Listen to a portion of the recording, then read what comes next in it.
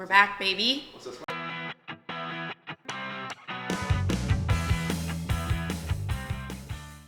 All right, everybody, welcome back to my channel. We appreciate you tuning in. I have Michelle with me today from Cognitive Capital, and today we're going to be talking about how a story is super important with your lender and how that can actually be advantageous to you. Honestly, this is Michelle's show here, so I'm gonna let her take the control of this one, and I'll let her explain what I mean by having a positive story that can actually have a positive outcome on you getting lending approval.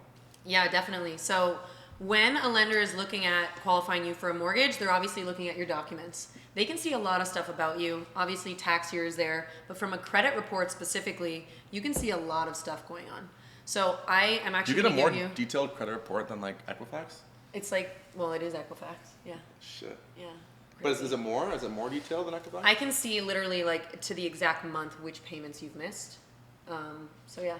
So the reason that the story, yeah, the reason that the story is important is I actually had a client who. What do we mean by story? I'm going to tell you. I'm going to tell you guys a story. Okay. It's kind of a sad story. Okay. But it's also a very cool story from a lending perspective. Okay.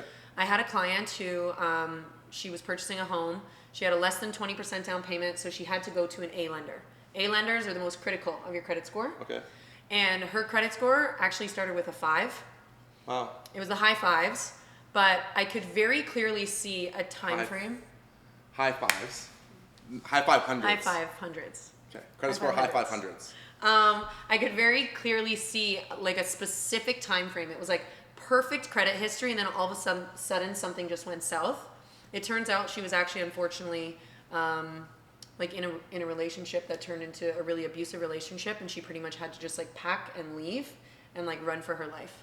And I actually explained that story to the lender, and you can see it. Like you can see everything matches up, all the timelines of when her address has changed, when the payments started being missed, and all these things were going on, and the lender and the insurer approved it based on the story. An A lender. An A lender.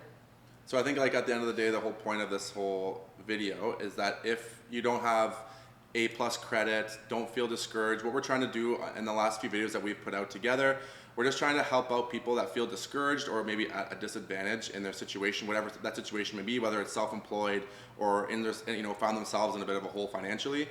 You still have some money to buy, and there are options out there. These videos that we put out, if you watch them, there'll be a few of them put out, but you're just showing you that you're not stuck and that you do have options available, and it's not always a bad option. There's a positive, the silver lining with everything. And I think a lot of people, when they hear like B lenders or subprime lenders, they get all disheveled and think it's a bad thing, but it's not. And there's ways to be creative, legal ways around to be creative to get you a mortgage for the property that you want to buy. Mortgages are like fingerprints. That's what I tell my clients all the time. Don't listen to your mom, your brother, your sister, your friend, because their mortgage is so unique to them. It doesn't mean you can't take general advice. Right. But like, I never see two mortgages that look exactly the same. It is literally like a fingerprint, and there's so many things from a qualification standard that are like on paper and they're very clear, but there's so many things that are also not.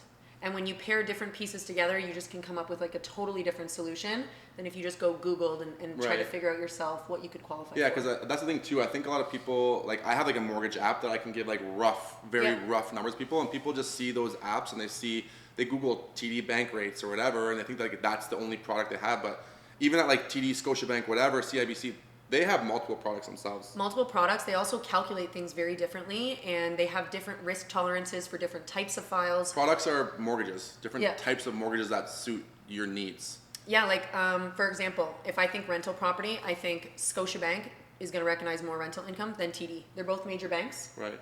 You would think that they're both going to have similar competing products. Right. The way that they calculate rental income is completely different. Right. The way that they calculate people under high net worth programs.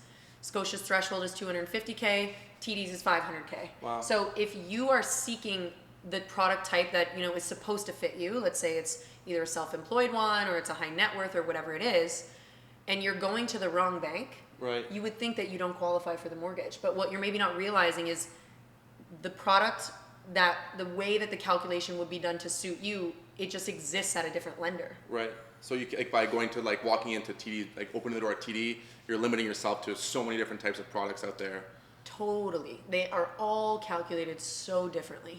And then so if they were to walk into TD, I'm not picking on TD, but say you walk into TD Bank, would the person that works at the bank staff be willing to do like that sort of whole story thing, or is that kind of like more unique to mortgage brokers, or does that not to like take?